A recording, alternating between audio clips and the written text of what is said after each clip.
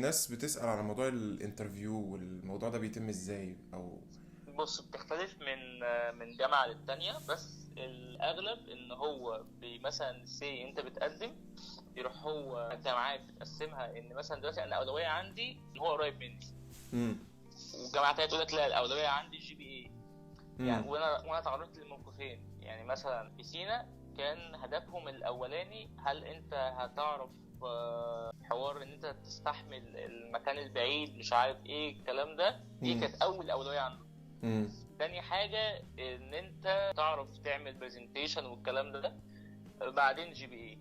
انا مثلا قدمت في قبل كده في جامعة بدر واتقابلت، بس انا ما روحتش عشان كذا حد يعني قال لي الدنيا هناك صعبة وكده. كان اولا كده عندهم الجي بي اي، هم مجانين جي بي اي، يعني لازم تكون جايب فوق 3.7 امم. عشان تبدأ اصلا تقدم. فاهمني؟ لا يهمهم بقى ساكن فين ولا جاي منين ولا الكلام ده.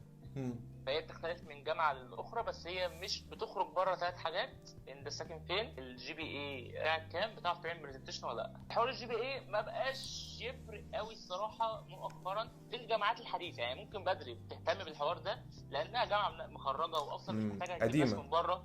فاما يوم ما تيجي تجيب ناس من بره لازم تجيب بقى الايه، امم. الطبقه اللي فوق خالص، يعني هي اصلا المفروض مخرجه دفعات.